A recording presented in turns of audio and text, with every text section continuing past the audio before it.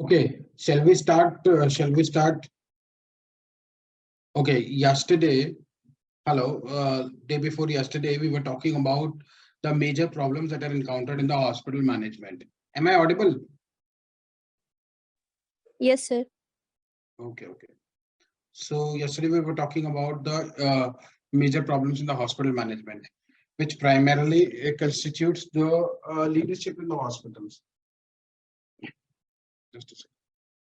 हाँ जी.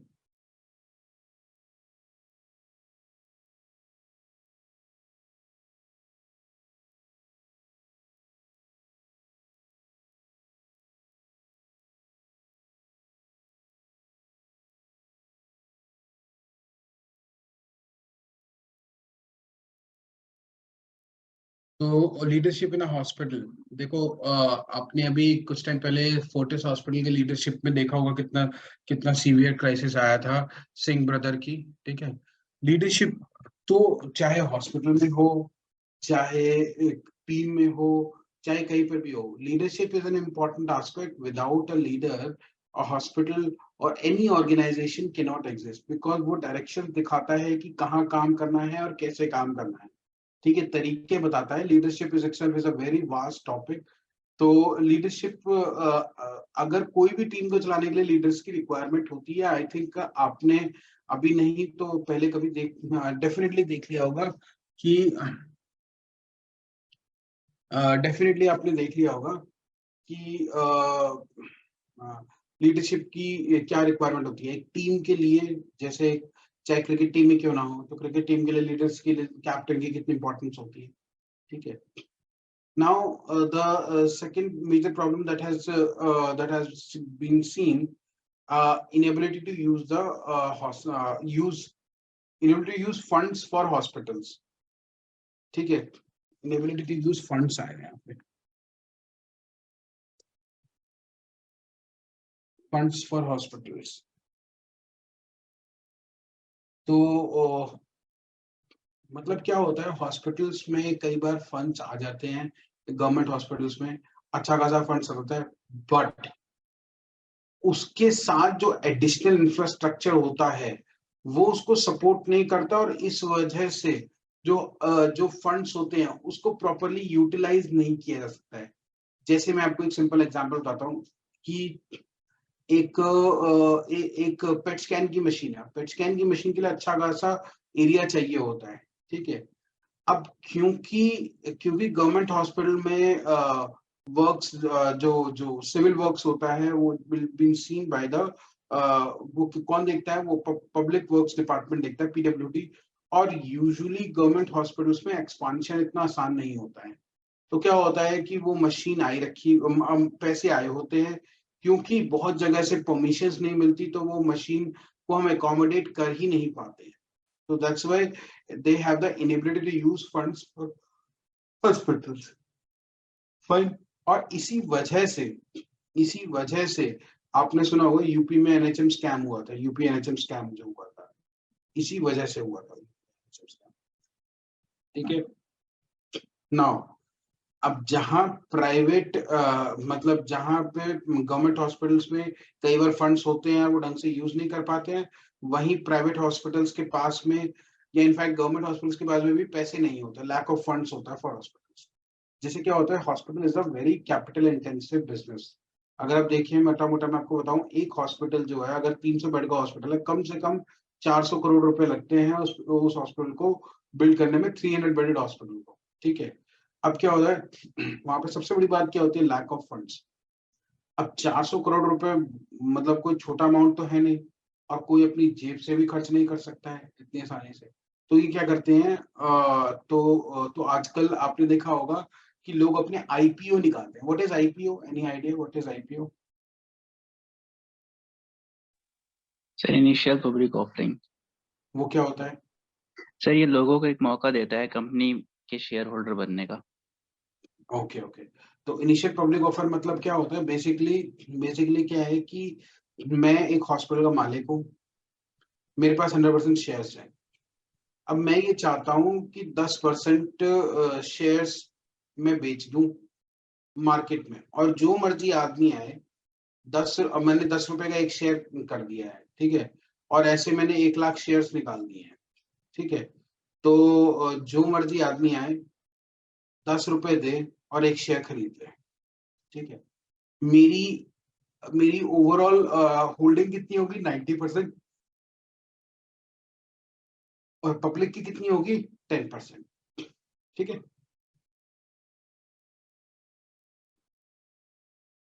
Is it clear?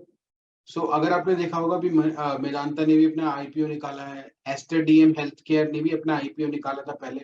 तो IPO क्यों निकाला? क्योंकि वो उनको पैसे चाहिए। इसका एक और भी बड़ा रीजन था, जो प्रधानमंत्री जन आरोग्य योजना है आयुष्मान भारत, उसके अंडर सेकेंडरी और टर्शरी हेल्थ केयर के लिए, सेकेंडरी केयर के लिए छोटे छोटे हॉस्पिटल बनाने जरूरी है, जैसे 30 bed hospital, 40-50 bed hospitals in tier 2 tier 3 cities. अब क्या एसआईडीएम का प्लान क्या है कि ये टीयर 2 टीयर 3 सिटीज में जाएगा, वहाँ छोटी छोटी बिल्डिंग्स खड़ी करेगा 30-40 बेड्स हॉस्पिटल्स के, और छोटे छोटे हॉस्पिटल्स को क्रिएट करेगा using the funds obtained from the public, ठीक है, क्योंकि उन्होंने आईपीओ निकाल दिया है, ठीक है। Is it clear? ओके। अब एक बहुत बड़ी प्रॉब्लम है किसी भी हॉस्पिटल में, या किसी भी हॉस्पिटल में specifically, is the high degree of turnover and job dissatisfaction in professional staff. जैसे नर्सिंग डिपार्टमेंट होता है, तो बहुत ज्यादा मतलब टर्नओवर होता है, एट्रिशन बहुत ज्यादा होता है उसका, बहुत ज्यादा एट्रिशन होता है, ठीक है। एट्रिशन का मतलब क्या होता है कि लोग छोड़ के जा रहे हैं, जॉब छोड़ के जा रहे हैं, ठीक है। जॉब छोड़ के क्यों जाते हैं? क्योंकि डिससेटिस्फाइड। अब डिससैटिस्फैक्शन के बहुत सारे रीजंस होते हैं, ठीक है। उन रीजंस को आइडेंटिफाई करना और उनको फिक्स करना। अब जैसे जॉब डिससैटिस्फैक्शन का मैं आपको छोटा सा बताता हूँ, एक बहुत बहुत इंपॉर्टेंट चीज होती है, यू कोट वी पे। एक दिन यूपी एनएचएम में मतलब आया हुआ था कि डॉक्टर को बस कोट करना है कि आपको कितने पैसे चाहिए और हम उतने पैसे आपको दे देंगे, ठीक है। यूपी एनएचएम का आया था जॉब।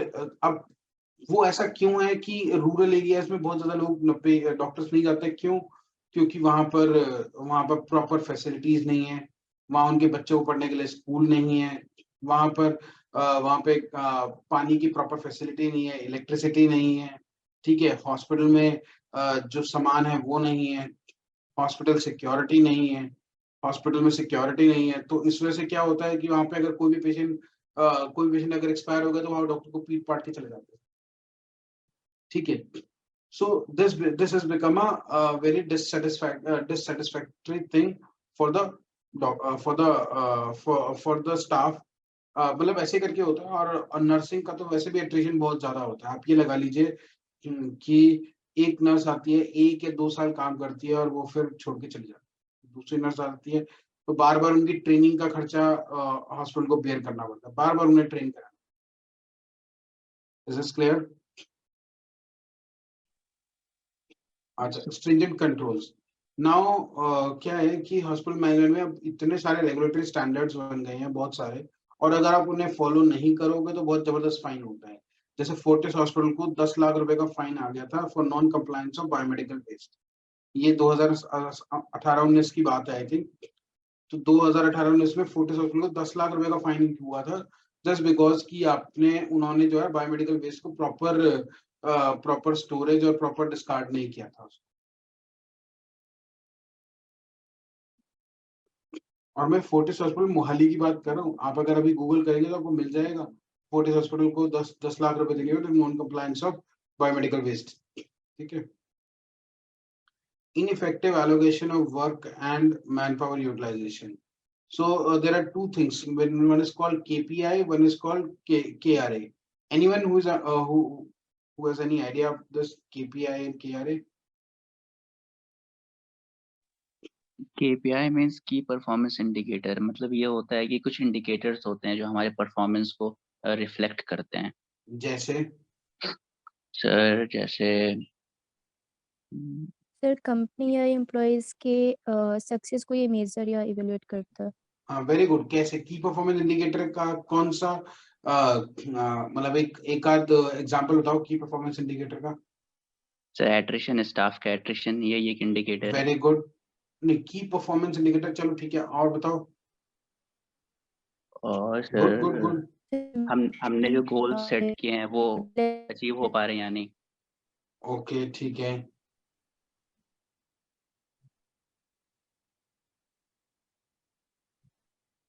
ओके, तो मैं अब्दाल एज एन इंडिविजुअल के की परफॉर्मेंस इंडिकेटर्स क्या क्या होंगे?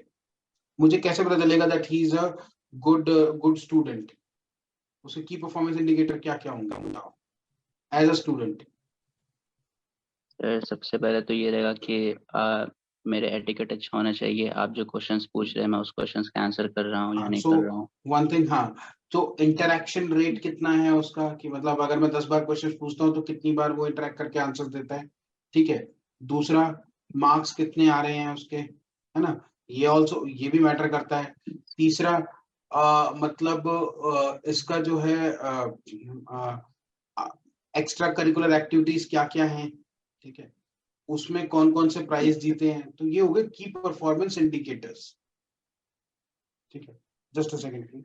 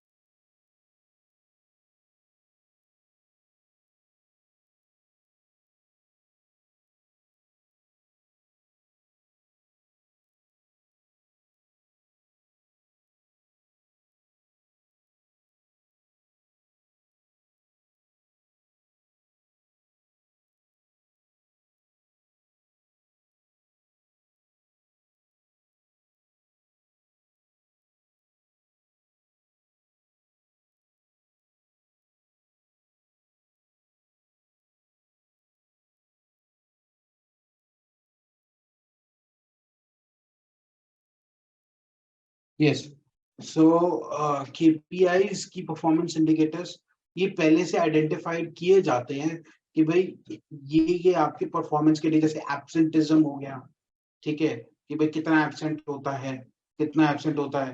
तो ये परफॉर्मेंस, और परफॉर्मेंस के कई सारे इंडिकेटर्स होते हैं कि मतलब कितना कितने पेशेंट्स को कितने आपने पेशेंट्स को सेटिस्फैक्टरली डील करा है। ठीक है, सो ऐसे करके की परफॉर्मेंस इंडिकेटर्स होते हैं, और ऐसे की रिजल्ट एरियाज होते हैं कि भाई आपने ओवरऑल ओवरऑल कितना बिजनेस बना के दिया, ठीक है, कितने अपने सेल्स और टारगेट्स आपने कितना, मतलब आपको सेल्स और टारगेट अचीव करना है नेक्स्ट में। तो वो सब इस तरह के केपीआईज और केआरए पहले से डिफाइन किए रहते हैं। ठीक है। Absence of policies for motivating employees and employee friendly personal policies. देखो, कई हॉस्पिटल्स की जो एचआर पॉलिसीज होती हैं वो बहुत ही ज्यादा जबरदस्त होती हैं। ठीक है, जैसे सर गंगाराम हॉस्पिटल है, ठीक है, उस उन हॉस्पिटल में एक बार जो एम्प्लॉय जाता है वो छोड़ता ही नहीं है, बहुत लंबे लंबे टाइम तक वो वहीं पे रहता है। ठीक है। जैसे अगर आप कॉर्पोरेट हॉस्पिटल्स की बात करोगे तो अपोलो हॉस्पिटल्स में भी जैसे एक एक एम्प्लॉय पॉलिसी है वहां पर, कि अगर किसी भी एम्प्लॉय को कुछ भी खरीदने के लिए कुछ भी पैसे चाहिए, जैसे कि अगर एम्प्लॉय को 50,000 रुपए चाहिए, या सॉरी 5 लाख रुपए चाहिए, तो बाय कार। ठीक है, तो हॉस्पिटल लोन भी देता है, इंटरेस्ट फ्री लोन देता है टू दैट एम्प्लॉय, ताकि उसको बाहर से लोन ना लेने पड़े, और इंटरेस्ट फ्री लोन होता है, मतलब कि वो आपको बस आपकी सैलरी से कटता रहेगा थोड़ा थोड़ा, इंटरेस्ट फ्री लोन होता है। ठीक है, तो ये सर क्या ये होती सभी है, एम्प्लॉयज के लिए या फिर सिर्फ टॉप लेवल के? अब ये डिपेंड करता है, उनकी इसके लिए भी पॉलिसी बनाई जाती है, ठीक है। मिडिल मैनेजमेंट के लिए तो है ही है, ये मैंने देखा है, क्योंकि मेरे एक फ्रेंड काम करते थे वहां पे, तो उन्होंने मुझे बताई थी ये पॉलिसी कि वहां पे इस तरह की पॉलिसी होती है, ठीक है। वैसे ये सबके लिए ही होता है, ठीक है, क्योंकि क्या होता है ना, इससे इस एम्प्लॉय को लगता है कि जब मेरे को पैसे की जरूरत होगी तो मेरे को हॉस्पिटल से मिल ही जाएंगे, और उसकी सैलरी से धीरे धीरे करके कटते रहते हैं, धीरे धीरे करके कटते रहते हैं, उसकी सैलरी से क्या दिक्कत है, ठीक है। और ये कुछ पॉलिसीज होती है, जैसे जैसे कई हॉस्पिटल्स होते हैं, मेदांता में क्या होता है कि मतलब अगर आप बीमार पड़ जाते हो या आपकी फैमिली का कोई मेंबर बीमार पड़ जाता है, तो कोई भी आपको फैसिलिटी या फ्री ट्रीटमेंट नहीं मिलेगा आपके हॉस्पिटल, ठीक है। जबकि गंगाराम में पूरे एम्प्लॉय का और उसके बच्चों का, ठीक है, सबका जो है फुल फ्री मिलता है ट्रीटमेंट, ठीक है। तो इससे क्या होता है कि थोड़ा सा एम्प्लॉय प्रोटेक्टेड फील करता है कि चलो, in case of any medical requirement he can get treatment in that hospital, okay. Sir चलिए, okay. What are the concerns in the health care management, ठीक है। जो जैसे जैसे हमारा लाइफस्टाइल चेंज होता जा रहा है, लाइफस्टाइल रिलेटेड डिजीज आती जा रही है, जैसे ओबेसिटी, डायबिटीज, हाइपरटेंशन, कैंसर, ये सारी लाइफस्टाइल रिलेटेड डिजीज है, क्योंकि हमारा लाइफस्टाइल चेंज हो रहा है, क्योंकि हमारा ईटिंग पैटर्न चेंज हो रहे हैं, ठीक है। इसलिए इसलिए क्या है कि हमारा जो है लाइफस्टाइल चेंज होने की वजह से अलग अलग तरीके की डिजीज हैं, तो अलग अलग तरीके के नए नए तरीके की डिजीज हो रही हैं, तो उस वजह से हमारा मैनेजमेंट कंप्लीटली चेंज आता है। जैसे आपने देखा, कोविड जैसे आया एकदम सडनली, तो हमारा हमारा जो इंफ्रास्ट्रक्चर था वो एडवांस डिजीज को भी ट्रीट करने के लिए के हिसाब से बना हुआ था। अब वो मतलब कोविड जैसे बीमारी के लिए था ही नहीं, तो सारे प्रोटोकॉल चेंज करने पड़े एकदम से। कोई भी पेशेंट हॉस्पिटल में एंटर जब करेगा, पहले फ्लू कॉर्नर होगा, वहां पे उसका प्राइमरली टेम्परेचर, SpO2 चेक किया जाएगा, और उसके बाद ही उसको अंदर लिया जाएगा, है ना। अब जैसे इसी तरह से होता है the changing disease pattern, changing disease pattern. पहले क्या था कि पहले कम्युनिकेबल डिजीज थी ज्यादा, अब मतलब नॉन कम्युनिकेबल डिजीज हो गई, और अब सडनली फिर से कम्युनिकेबल डिजीज आ गई, ठीक है।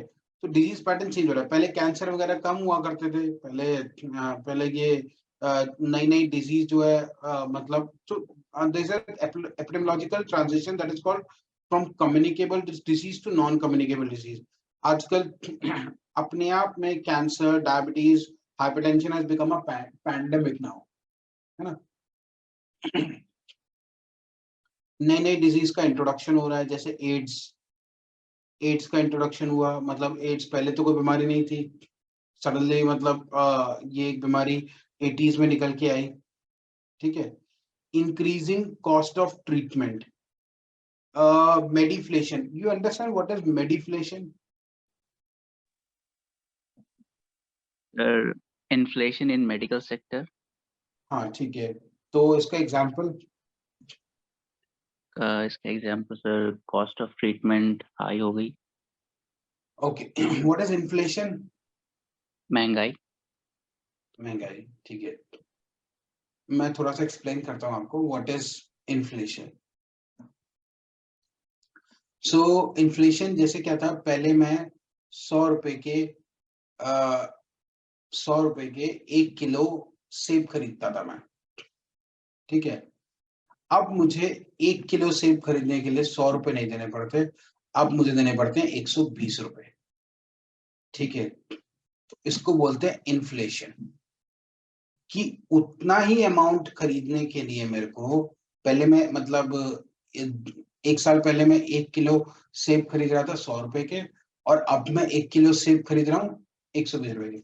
उतना ही अमाउंट खरीदने के लिए पहले मुझे कम पैसे देने पड़ते थे, अब ज्यादा देने पड़ते हैं।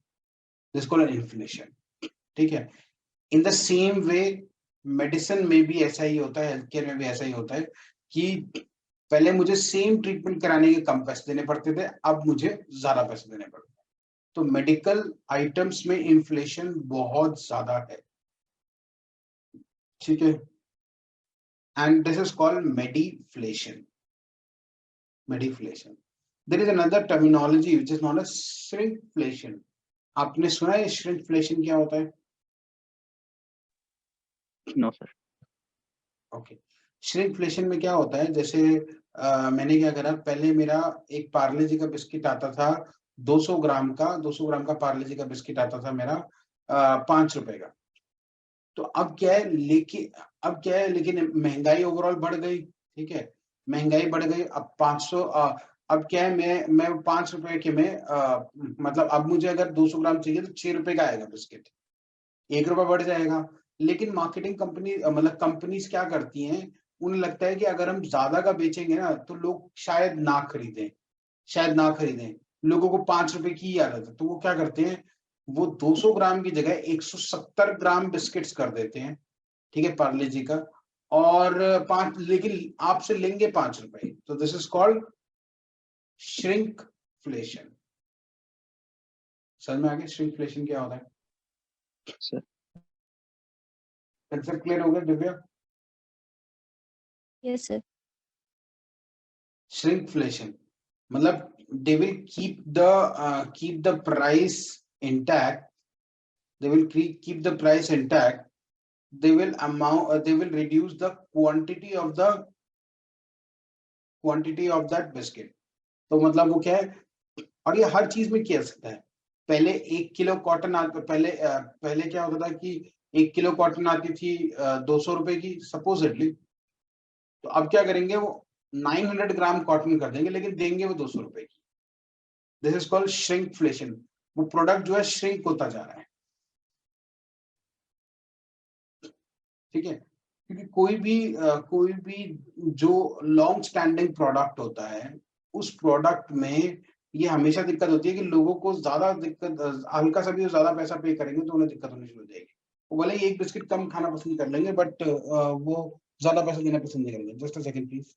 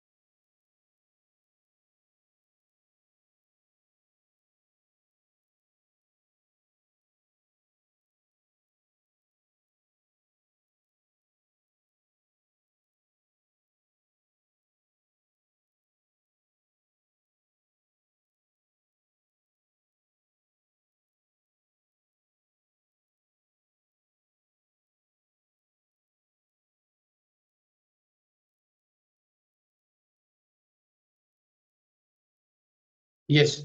So, so inflation, mediflation is an important aspect in managing, क्योंकि हमको ट्रीटमेंट को, देखो, जो पेशेंट है वो बहुत ज्यादा पे करने में बहुत ज्यादा इजी उसको नहीं होता है। ठीक है, गरीब आदमी जो होता है वो पे नहीं कर पाता ट्रीटमेंट के लिए। ठीक है, तो ये जो ट्रीटमेंट की कॉस्ट होती है इसको कैसे कम किया जाए, ये हमेशा हॉस्पिटल, क्योंकि देखो, आप कोई भी हॉस्पिटल खोलोगे, हॉस्पिटल में पेशेंट तो आ ही जाएंगे, पेशेंट आने का कोई इशू नहीं है बहुत बड़ा। ठीक है, बट क्या है, उनके ट्रीटमेंट को सस्ते से सस्ता कैसे कराना है, ये हमको बार बार देखना पड़ता है। ठीक है, अब क्या है, मेडिकल साइड में इन्फ्लेशन एक बहुत बड़ी प्रॉब्लम है, और इसको कंटेन करना करना अपने आप में एक रिक्वायरमेंट है हॉस्पिटल की। इसीलिए क्या होता है, आपने कई बार देखा होगा, कई हॉस्पिटल्स में जनरल वार्ड होते हैं। ठीक है, और जो अच्छे पेइंग पेशेंट्स होते हैं, जो मतलब पैसा खर्च कर सकते हैं, वो प्राइवेट रूम लेते हैं, डिलक्स स्वीट लेते हैं, तो उस हिसाब से ट्रीटमेंट किया जाता है। ठीक है, कि भाई सस्ता ट्रीटमेंट भी हो सके और ऐसा भी हो सके। इंक्रीज इन एडल्ट पॉपुलेशन, अब होता क्या है कि जैसे जैसे एडल्ट पॉपुलेशन इंक्रीज होती है, ठीक है, तो एडल्ट पॉपुलेशन के साथ में इशू क्या होता है कि उनको बहुत सारी लॉन्ग स्टैंडिंग क्रोनिक डिजीज होती है, लाइक ओबेसिटी, हाइपरटेंशन, ये सब होने की वजह से इनको जो होता है, इनका ट्रीटमेंट जो होता है बहुत मतलब अलग तरीके से भी किया जाता है। इनको बहुत सारी ऐसी बीमारियां होती है, क्योंकि इनको रेगुलरली, अब आप खुद ही देखिए, I tell you about my father. My father has undergone recurrent strokes as a hypertensive patient, is a CKD patient. तो मतलब per day he consumes around 11 tablets. Yes, 11 tablets. एक दिन में 11 गोलियां खानी होती हैं। ऑन एन एवरेज इनका एक दिन की जो, और वो रेगुलरली खानी है, ऐसा नहीं है कि उसको रोका जा सकता है। ऑन एन एवरेज एक दवाई, मतलब एक दिन की उनकी दवाई आराम से 400 से 500 रुपए कॉस्ट करती है। अब वो फार्मास्यूटिकल कंपनी जो है, जो दवाइयां बना रही है, 500 रुपए तो खर्च होंगे ही होंगे, 400-500 रुपए तो, पर मतलब अब एक दिन में 500 रुपए की कोई दवाई खा रहा है, तो अब सोचो कि एक महीने में तो 15,000 रुपए की दवाई वैसे ही हो गई इनकी, 15,000 रुपीज की। ठीक है, तो ये जो चीज है, ये एक अपने आप में एडल्ट, मतलब एडल्ट पॉपुलेशन की जेरियाट्रिक केयर जो है इंक्रीज हो जाती है। ठीक है, so that also increases the cost of the treatment also of the patient. Technological innovation sooner become obsolete. अब क्या होता है कि नई नई टेक्नोलॉजीज क्योंकि रैपिड पेस से आती रहती हैं, तो इस वजह से पुरानी टेक्नोलॉजी ऑब्सोलीट हो जाती है। अब क्या हुआ, आपने एक मूवी देखी pursuit of happiness, English movie pursuit of happiness, will Smith की? नाम सुना है। अच्छा, एक बहुत अच्छी मूवी है। तो उसमें क्या होता है, उसमें मूवी में ये दिखाया होता है कि एक डेक्सा की मशीन होती है, बोन स्कैन की एक मशीन होती है। वो मतलब एक साथ बहुत सारी खरीद लेता है, और सडनली क्या होता है कि वो मशीन बहुत ज्यादा आउटडेटेड हो जाती है और उसको कोई यूज नहीं करता फिर। ठीक है, बहुत कम लोग उसको यूज करते हैं। तो सडनली उसने इतना पैसा लगाया हुआ होता है, उसने अपनी सारी लाइफ सेविंग्स लगा दी होती है वो खरीदने में, और इवेंचुअली क्या होता है, वो बिकॉज ऑफ टेक्नोलॉजिकल इनोवेशंस वो मशीन ऑब्सोलीट हो जाती है, तो उसका सारा लॉस हो जाता है। ठीक है, ओके,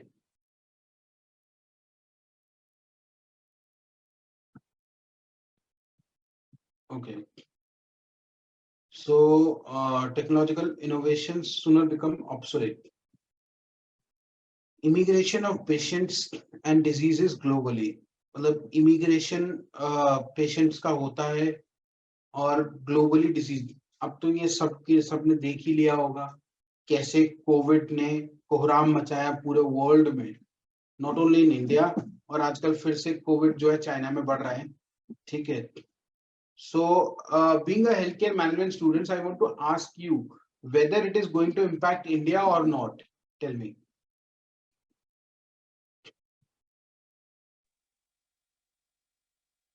सर अगर बिल्कुल सीमलेस कनेक्टिविटी रही दोनों कंट्रीज के बीच में, किसी भी तरीके का रिस्ट्रिक्शन नहीं लगाया गया ट्रैवल में, तो फिर इंडिया के लिए भी खतरा है।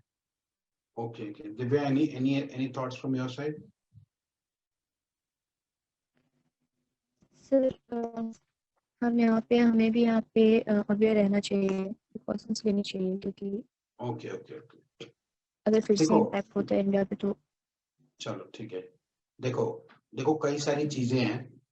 मेरा अपना खुद का जो थॉट प्रोसेस है वो ये है, क्योंकि because it is an Omicron variant, BA.7 Omicron का सब वेरिएंट है, BF.7 सॉरी, ये सब वेरिएंट है ओमाइक्रॉन। इंडियंस ऑलरेडी ओमाइक्रॉन से इन्फेक्टेड हो चुके हैं लास्ट जनवरी, मतलब लास्ट नहीं, इसी जनवरी में हो चुके हैं ऑलरेडी वो। और there are three kinds of immunities. One is natural immunity, कि natural infection से आपकी immunity develop हुई है। One is acquired immunity, आपने vaccine से immunity develop करी है अपनी। And third is the hybrid, कि कुछ आपको infection हो गया और कुछ आप vaccinated हो गए। तो hybrid immunity is the best immunity, ठीक है। तो क्या होता है कि Indians have already been exposed to Omicron, और इंडियंस के पास में हाइब्रिड इम्यूनिटी है, मतलब नेचुरल इम्यूनिटी भी है और एक्वायर्ड इम्यूनिटी भी है। So I believe that chances are really less that India में ये डिजीज फैले। दूसरा क्या है, चाइना की हमेशा से एक पॉलिसी रही है जीरो कोविड पॉलिसी। आपने सुना होगा जीरो कोविड पॉलिसी। उनकी हमेशा से एक जीरो कोविड पॉलिसी रही है, जो कहीं ना कहीं सही नहीं थी।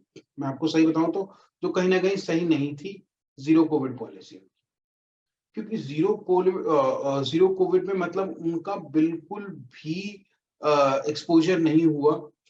जो कि क्या है कि इंडिया में क्या हुआ कि समहाउ थोड़ा थोड़ा करके सब के सब एक्सपोज हो चुके थे। इंडिया में मोर और लेस 90% ज्यादा पॉपुलेशन जो है वो हो चुकी थी, एक्सपोज हो चुकी थी। और उनके यहाँ पे वैक्सीन भी सबसे पहले बनी थी, लेकिन वो वैक्सीन 50% इफेक्टिव थी, जबकि कोविशील्ड और कोवैक्सीन जो है दोनों के दोनों समवेयर अराउंड 90% तक इफेक्टिव थी। इनफैक्ट कोविशील्ड तो 93% तक इफेक्टिव थी, अगर आपको याद हो तो। ठीक है, फिर भी मैं मान लेता हूँ ना लोअर लेवल 80% भी इफेक्टिव हो, तो 80% जब लोग ऑलरेडी एक्वायर्ड कर चुके, तो chances are really very less that it will come. Fine, just give me a second please.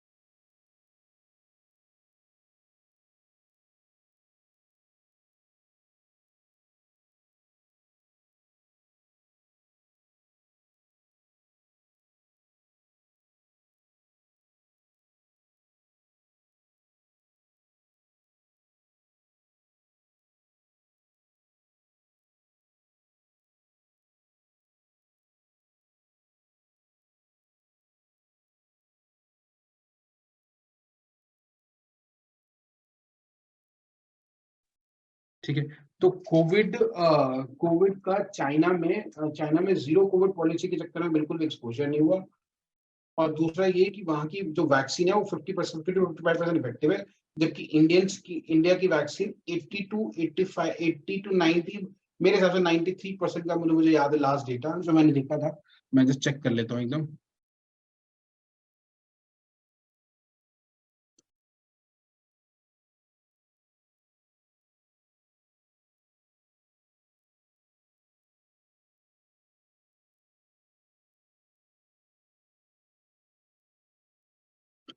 हाँ जी, क्या है आपका?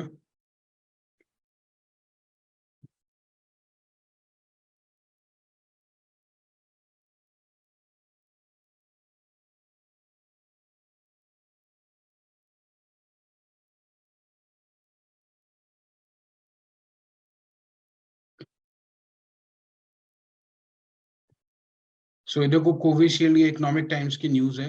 आई will share this news with you.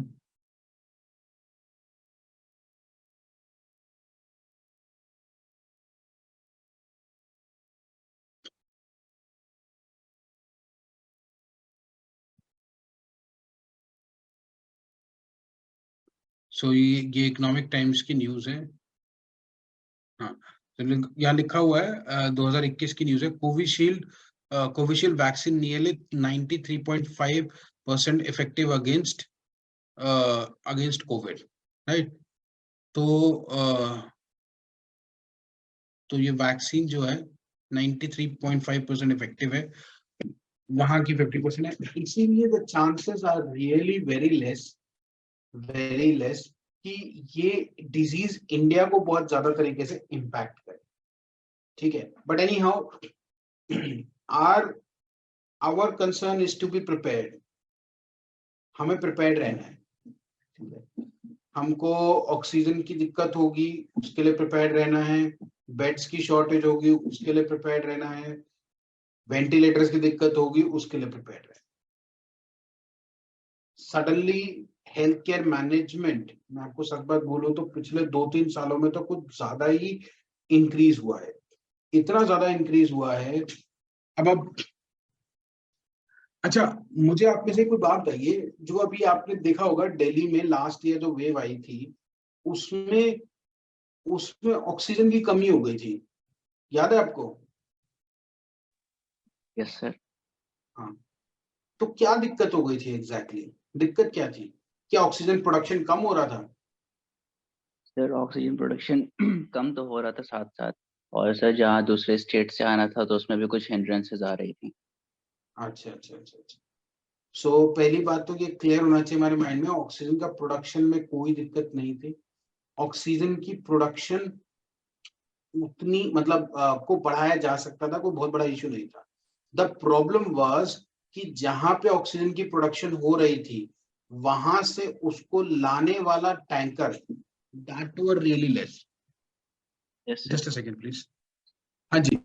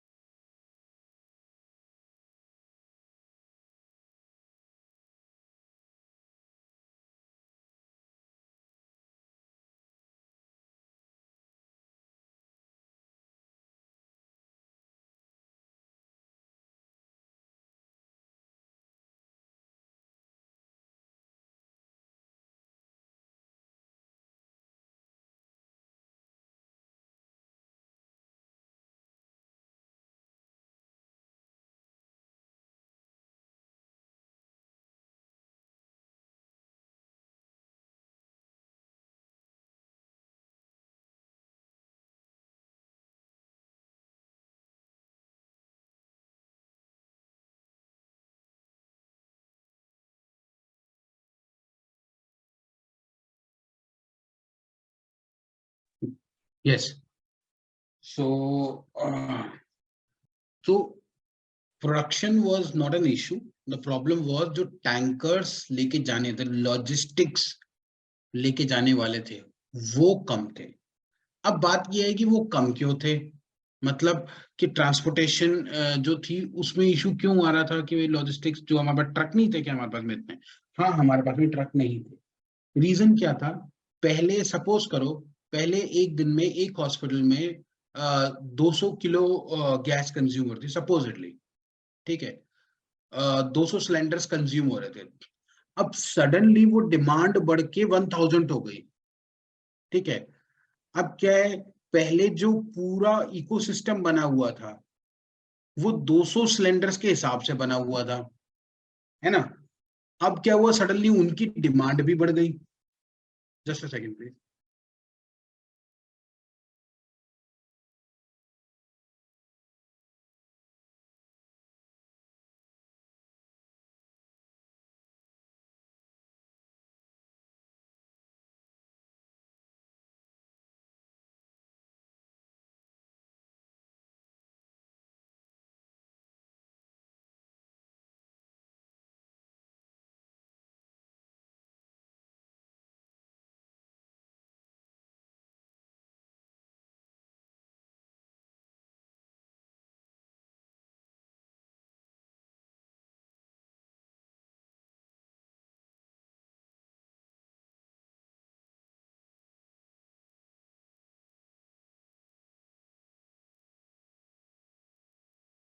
Okay, तो वो तो कभी इशू था ही नहीं, मतलब प्रोडक्शन तो कभी भी इशू था नहीं.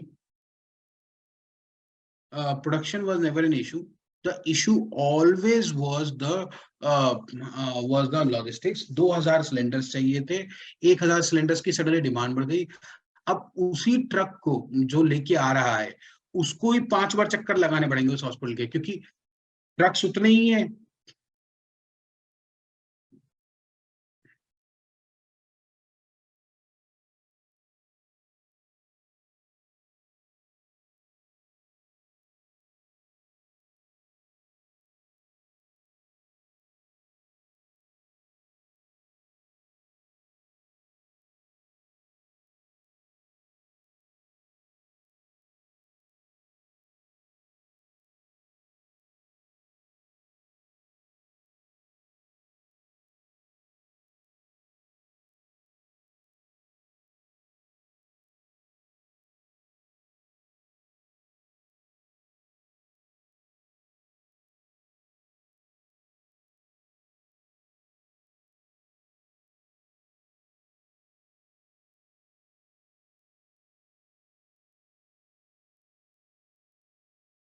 सो सडनली 5 बार उसको टर्न अराउंड करना पड़ेगा. अब ऐसे ऐसे हर हॉस्पिटल में उनके टर्न अराउंड इंक्रीज हो गए कि भाई उतने, मतलब वो तो 200, उनकी कैपेसिटी 200 की है.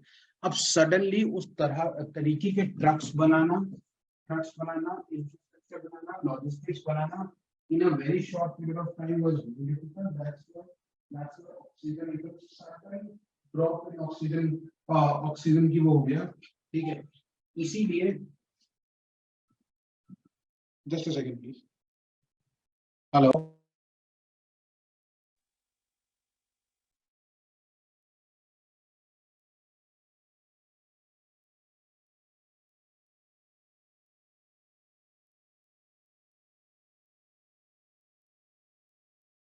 Yeah.